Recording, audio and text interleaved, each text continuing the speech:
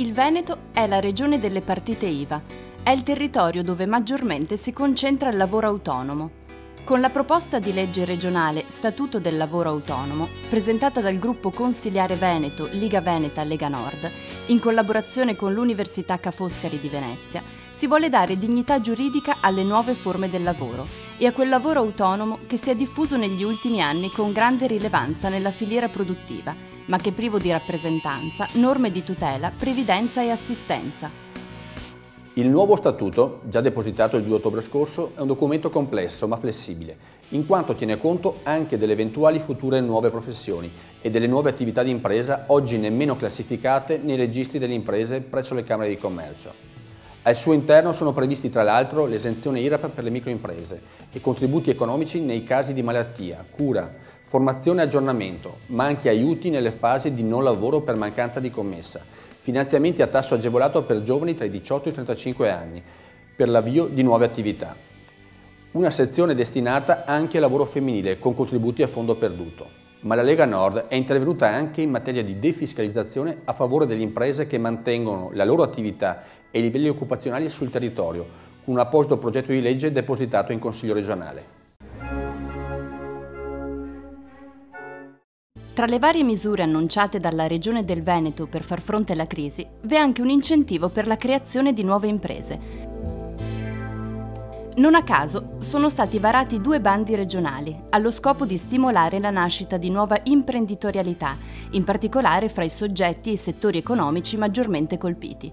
Si vuole da un lato promuovere il lavoro femminile e consentire una sua qualificata presenza sul mercato, dall'altro agevolare la costituzione, da parte di giovani, di nuove imprese individuali, società, anche cooperative, nei settori produttivo, commerciale e dei servizi. Per fronteggiare la crisi economica, la Regione Veneto ha deciso di istituire un fondo a favore dei giovani imprenditori e delle giovani donne che intendono istituire una nuova azienda, sia essa individuale o una società di persone o di capitali, dando fino al 50% di fondo perduto come contributo.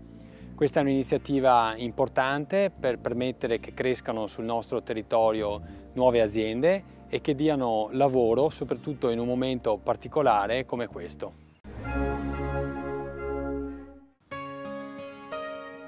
Si sta sempre più aggravando il fenomeno della fuga di comuni ed ora anche di province dal Veneto.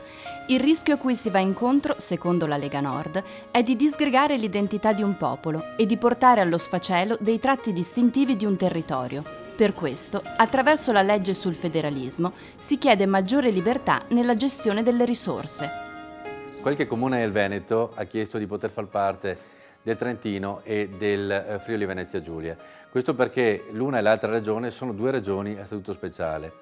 Questa richiesta sottolinea un aspetto molto importante, ossia che c'è disparità di trattamento fra il cittadino veneto e quello delle regioni a statuto speciale. Questa differenza è colmabile soltanto attraverso una grande iniziativa che oggi è oggetto di discussione in Parlamento, ossia il federalismo.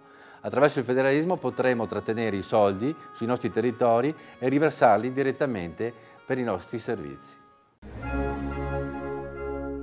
Vivere in città più sicure. Questa è una delle principali richieste rivolte dai cittadini alle amministrazioni locali. Spesso però il solo impegno delle istituzioni non risulta sufficiente. Il controllo del territorio richiede infatti l'azione congiunta di tutte le forze disponibili nella società civile. La Lega Nord è intervenuta per la promozione della sicurezza e della legalità, predisponendo contributi agli enti locali per nuovi servizi volti alla prevenzione dei conflitti e al controllo del territorio. La sicurezza è una priorità per i veneti, è per questo che la Lega Nord ha presentato un progetto di legge per riconoscere le associazioni di volontariato per il controllo del territorio, per rafforzare l'azione dei nostri sindaci, quei sindaci che con il decreto Maroni hanno più potere per il controllo e la sicurezza del proprio territorio. Inoltre dobbiamo garantire la sicurezza contro la clandestinità, non per riempire le nostre carceri, ma per rimandarli a casa loro.